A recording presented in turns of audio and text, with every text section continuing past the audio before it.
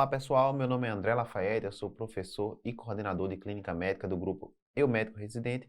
Esse é o nosso canal do YouTube em que a gente traz muito material legal para vocês aprenderem medicina, sempre baseado em resolução de questões, para que vocês possam acertar as suas questões de prova, qualquer que sejam as provas que vocês venham a fazer. Então, simulado hoje é de Minas Gerais, então a gente vai selecionar questões de clínica médica de absoluta relevância das provas das bancas de Minas Gerais, para a gente discutir aqui os temas relacionados a essas questões, revisando cada um dos temas que a gente está discutindo nas questões. Então vamos lá. Olha só, primeira questão, PSU, Minas Gerais, Processo Seletivo Unificado de Minas, 2020, acesso direto. Temos uma mulher de 35 anos que vai à UPA queixando-se de dispneia e palpitação. Até então, nada específico. É portadora de pustulose subcórnea e está em uso de prednisonas e dapsona. Essa informação aqui já se torna relevante há 20 dias. Então, um início recente dessas duas medicações. O exame físico apresenta PA 120 por 80, taquicárdica, um pouquinho taquipneica, saturação de O2 em ambiente, 94%, pouquinho tendendo abaixo, mas está normal ainda. Encontra-se alerta orientada com mucosas descoradas e ictéricas, então ela está descorada, talvez isso justifique a taquicardia, a taquipneia e tem icterícia. O restante do exame físico não apresenta alterações. Laboratório, olha só, hemoglobina bem baixinha, 3,9, com o VCM aumentado de 105, lembrando que o volume corpuscular médio, o VCM, é até 100, normal. Um HCM normal, CHCM também normal, e um RDW, o índice de anisocitose, o índice que avalia a variação do tamanho das hemácias, aumentados em 9,2. Leucócitos, 8.600 normais, plaquetas também normais, 210.000. Um DHL ou LDH, como queira, bastante elevado, assim como bilirrubina, e olha só, 3,2 de bilirrubina total, só que 0,4 só de bilirrubina direta. Então tem um aumento de bilirrubina às custas da fração indireta. E olha só, o paciente tem reticulócitos de 12,2%. O normal é ter um número de reticulócitos de 0,5 a 2%, e em números absolutos um valor menor ou igual do que 100.000.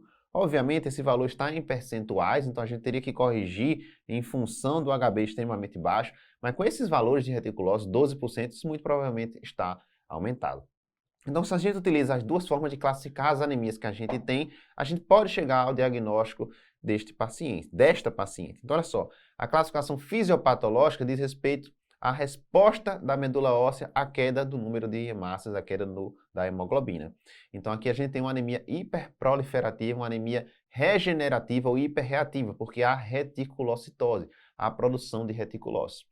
Então, as duas principais entidades que causam anemia hiperproliferativa é perda aguda de sangue, sangramento agudo, e anemia hemolítica, hemólise.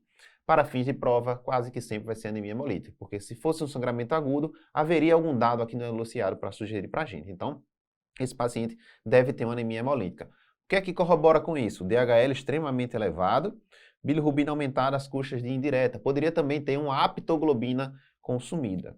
Outra forma de classificar é a classificação morfológica, de acordo com o VCM, o tamanho das hemácias. O VCM é aumentado, é uma anemia macrocítica. Por que é essa anemia é macrocítica?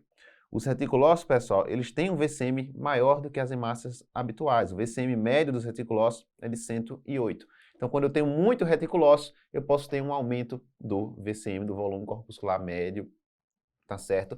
Das hemácias, portanto, esse paciente tem uma anemia hemolítica. Anemia hemolítica de que tipo? Olha só, letra D fala anemia sideroblástica. Anemia sideroblástica não é uma anemia hemolítica, é uma anemia hipoproliferativa, assim como a anemia megaloblástica. A gente tem um déficit de vitamina B12 de ácido fólico para a produção de novas hemácias, então é uma anemia hipoproliferativa, já cortamos essa. Letra A, anemia hemolítica autoimune. Letra C, anemia por deficiência de glicose 6-fosfato desidrogenase. São duas causas de anemia hemolítica. Então, olha só, qual dessas duas será que o paciente tem? Se ele tem um cumbis direto negativo, não é anemia hemolítica autoimune. A anemia hemolítica autoimune tem que ter o cumbis direto positivo. Outra coisa, ele tem um exame de urina que mostra M positivo, ou seja, tem hemoglobina na urina e tem 3 hemácias por campo. Considerando que o normal é de 4 a 5 hemácias por campo, ele não tem hematura, só tem hemoglobina.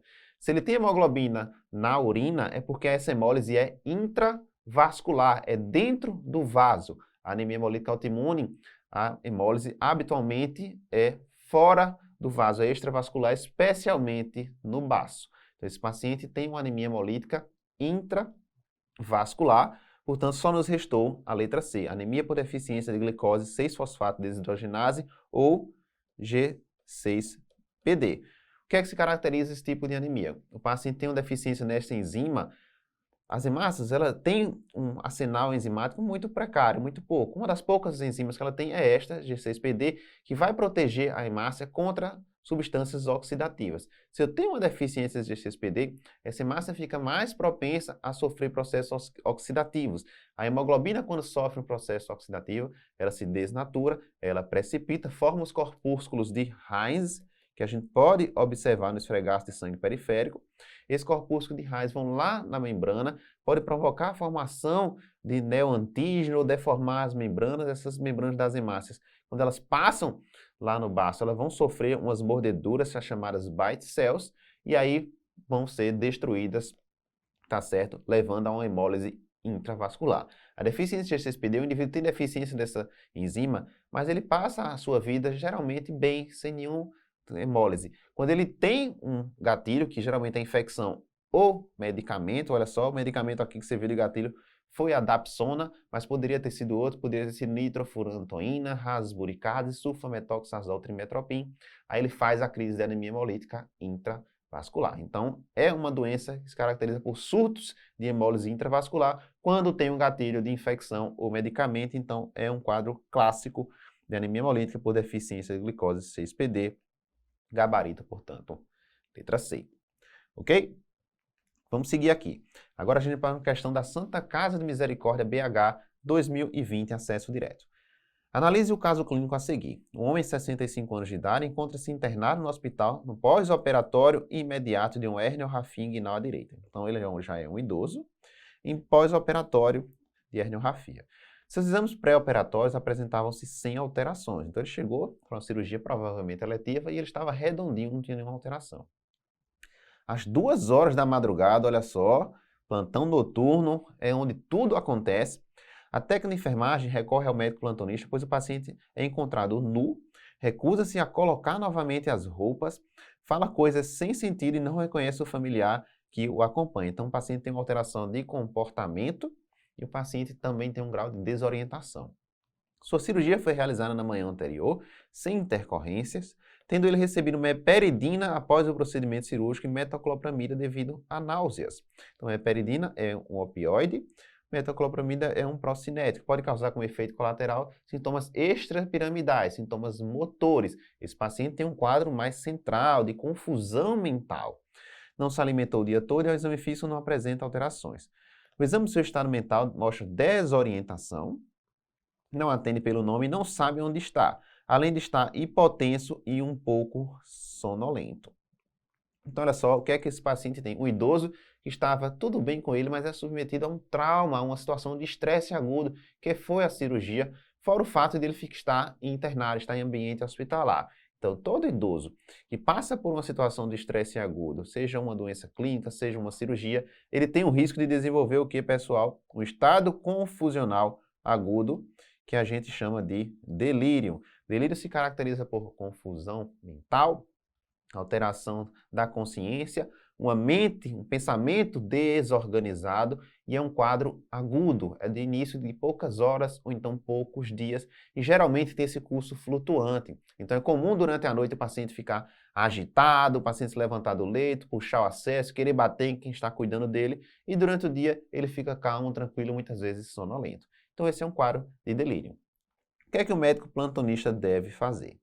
Olha só, letra A, prescrever um benzodiazepínico intravenoso para a sedação do paciente e avaliar complicações pós-operatórias? Não, pessoal, benzodiazepínico a gente não faz para o delírio. A gente só faz se a abstinência do próprio benzodiazepínico de uso crônico que o paciente porventura possa fazer, ou então paciente que está, por exemplo, com abstinência alcoólica. Não é nenhum desses dois casos. Então a gente evita benzodiazepínico, pode até piorar o delírio. B, avaliar a necessidade das medicações em uso, colocar o paciente em um quarto com boa iluminação e prescrever um antipsicótico se constatar agitação psicomotora. Perfeito. Então, Tratar delírio, a gente vai corrigir a causa. Nesse caso é um pós-operatório, não há muito o que corrigir, mas ele está hipotenso. Será que ele está desidratado? Será que não precisa de um pouquinho de hidratação? Vamos rever as medicações dele, medicações que possam induzir delírio. Por exemplo, meperidina. Será que a gente pode fazer um outro analgésico? A gente também vai rever se não tem nenhum distúrbio de eletrolito, vai colocar um quarto iluminado para ele na medida do possível. E se ele estiver muito agitado mesmo, colocando em risco a si ou aos outros que estão próximos, a gente faz um antipsicótico. Em último caso, é que a gente faz a contenção física. C. Conter fisicamente o paciente, iniciar a sedação com midazolam intravenoso enquanto aguarda a avaliação psiquiátrica. Não precisa de psiquiatra aqui, pessoal. O paciente delírio é uma intercorrência do clínico, não é do psiquiatra. Midazolam, benzodiazepina, que a gente já falou que não. E contenção física só em último caso. A gente nem tentou a contenção química ainda com o antipsicótico. D. Manter conduta expectante, dado que esses quadros regridem espontaneamente em poucas horas, e prescrever um benzodiazepina de novo errado, se constatar a agitação psicomotora, não. A conduta, veja, na maioria das vezes, quando o paciente for saindo do pós-operatório, for para um local mais confortável, um ambiente que não seja tão inóspito para ele, a tendência é ele melhorar. Mas a conduta não é tão expectante assim, a gente tem que ter uma conduta proativa e o que está correto, de fato, é o que consta na letra B, gabarito desta questão. Ok? Vamos adiante. Questãozinho novamente agora da Santa Casa Misericórdia de BH 2020. Em relação à terapia medicamentosa para insuficiência cardíaca crônica com fração de ejeção reduzida, assinale a alternativa incorreta. Fração de ejeção reduzida é quando tem a fração de ejeção do ventrículo esquerdo menor ou igual que 40%.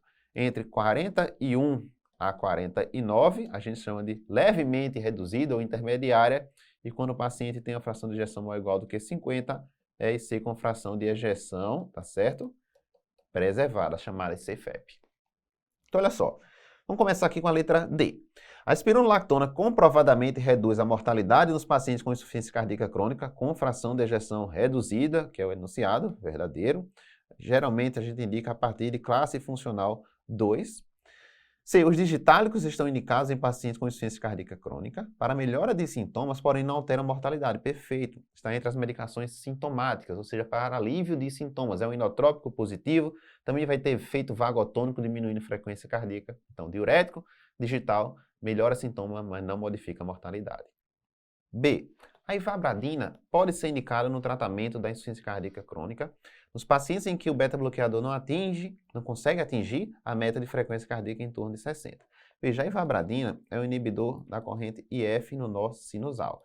Então, só pode ser utilizado em pacientes com ritmo sinusal. Fibrilação atrial a gente não usa.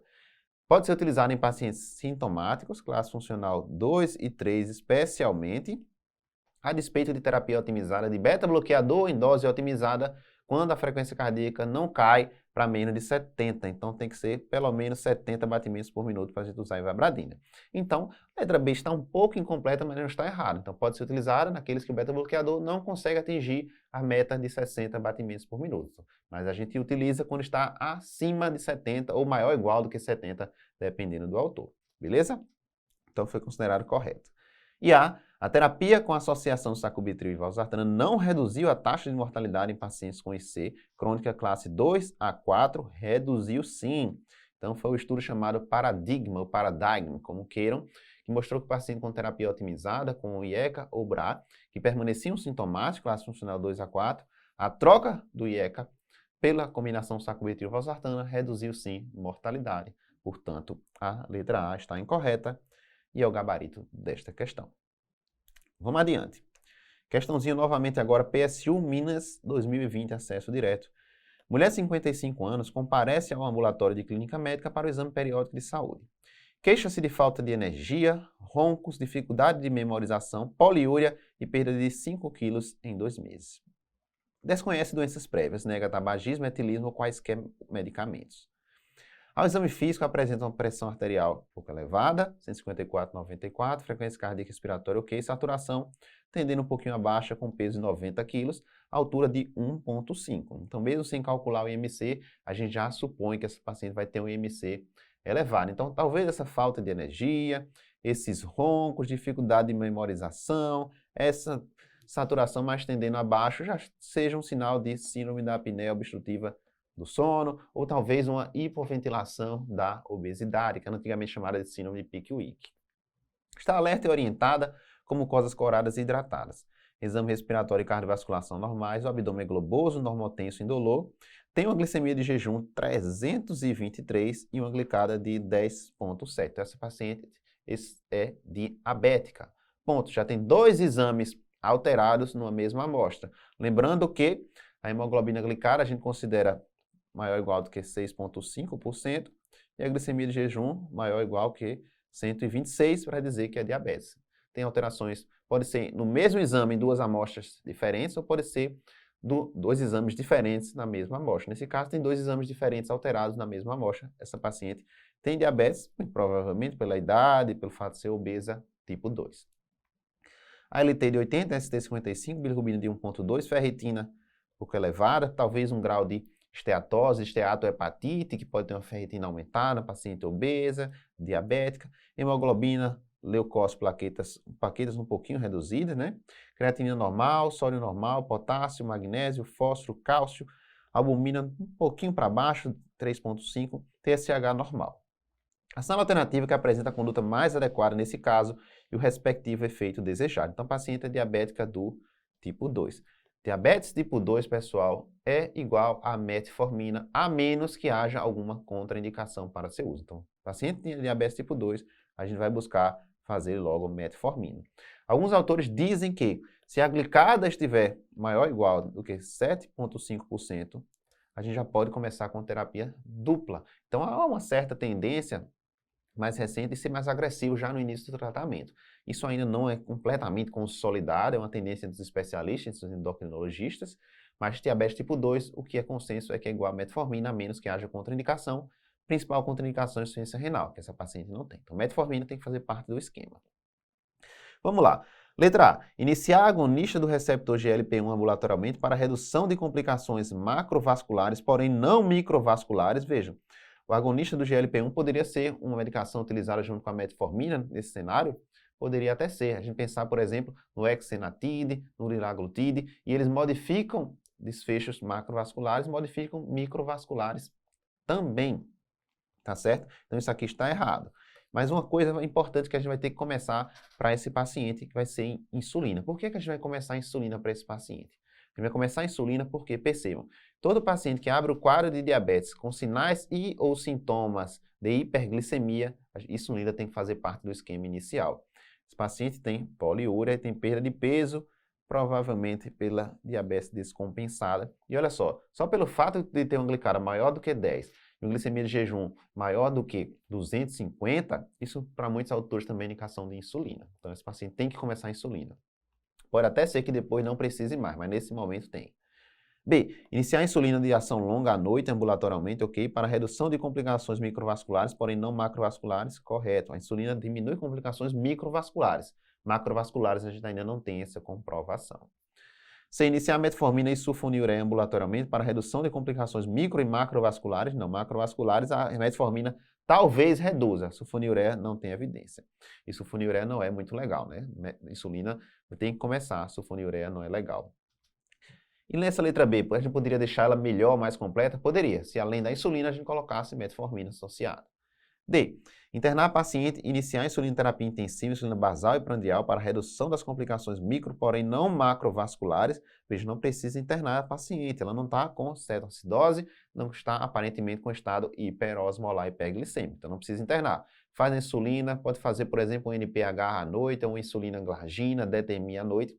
Poderia completar melhor essa letra B colocando a metformina, mas não está errado. Lembrando que abriu o quadro de diabetes com sinais ou sintomas de hiperglicemia, começa a insulina. Se tem glicemia de jejum maior ou igual que 250, glicada maior ou igual do que 10, especialmente se associar a sintomas de hiperglicemia, também indicação de começar a insulina de cara, gabarito, letra B. Vamos adiante. Questãozinha agora da Santa Casa, 2020, acesso direto. Pergunta a respeito do exame físico da fibrilação atrial, qual a alternativa incorreta? Então preste atenção. O que é que acontece na fibrilação atrial? A gente não tem contração dos átrios, os átrios ficam tremendo, ficam fibrilando bem rápido, então eles não vão contrair. Então todos os fenômenos hemodinâmicos do ciclo cardíaco que são causados, que são consequência da contração atrial, deixarão de existir na fibrilação atrial. Então, essa informação é importante para a gente entender a resposta. Então, letra A. Existe nítida variação da amplitude de pulso, sendo essa menor quanto mais próximas estiverem as ondas de pulso. Isso é verdadeiro. Por quê? Pela irregularidade do ritmo. Os pacientes com ritmo irregular, isso é bem clássico da fibrilação atrial, eles podem ter o chamado déficit de pulso, e isso leva muita confusão no dia a dia. O que é que isso significa? Se o paciente tem um batimento muito próximo do outro, não vai ter dado tempo de o coração se encher de sangue e ejetar uma quantidade de sangue boa para gerar uma onda de pulso. Então, se a fibrilação atrial tem uma frequência muito rápida e tem um batimento muito próximo do outro, esse segundo batimento provavelmente não vai gerar um pulso. E a gente tem um déficit de pulso. É por isso que, paciente com fibrilação atrial, a gente não deve medir a frequência cardíaca nem pelo pulso e nem pelo oxímetro, que também avalia a frequência pelo pulso, porque a gente vai ter uma frequência cardíaca subestimada. A gente deve medir pelo eletro ou pela ausculta cardíaca. Então é comum, por exemplo, às vezes a gente está de plantão, a enfermeira chama a gente ou o técnico diz, olha, aquele paciente está com a frequência cardíaca muito baixa lá no oxímetro. Quando você vai ver, ele tem uma fibrilação atrial. O acompanhante chega para a gente e diz, olha só, esse paciente, esse meu pai, meu filho, meu irmão, enfim, está com a frequência cardíaca variando muito, daqui a pouco está em 70, daqui a pouco está em 100, está em 110. É por isso, pessoal, na fibrilação atrial, além do ritmo ser irregular, o pulso não é fidedigno para a gente estimar a frequência cardíaca. Então, não façam, tem que fazer pela ausculta, beleza? Letra B. Com o reforço pré-sistólico aumentado, a ausculta de uma quarta bulha em borda external esquerda inferior esquerda é perceptível principalmente em frequência cardíaca mais elevada. Isso aqui está falso. Por quê? O reforço pré-sistólico aumentado, por exemplo, a gente tem uma estenose mitral, tem um sopro diastólico e tem um reforço pré-sistólico. O reforço pré-sistólico é decorrente de quê? Da contração atrial, que faz o sangue passar muito mais rápido pela estenose mitral e a gente tem um reforço do sopro. Se a gente não tem contração atrial na fibrilação atrial, não tem reforço pré-sistólico e a gente também não tem quarta bulha. Por quê? A quarta bulha coincide com o enchimento de um ventrículo, geralmente um ventrículo pouco complacente, um ventrículo duro, durante a contração atrial. Então, tem contração atrial na fibrilação atrial, não tem quarta bolha. Então, letra B está incorreta e é o nosso gabarito. Letra C. Invariavelmente, a irregularidade da frequência cardíaca, verdade, tem que ter irregularidade da frequência cardíaca, pessoal. É condição para a FA. FA é um ritmo irregular, não tem outra possibilidade. E D, o traçado do pulso jugular apresenta a abolição da onda A. Perfeito, porque a onda A é representada pela contração dos átrios. Se não tem contração atrial, a FA, não tem onda A. Beleza? Então, gabarito para a gente foi letra B de bola.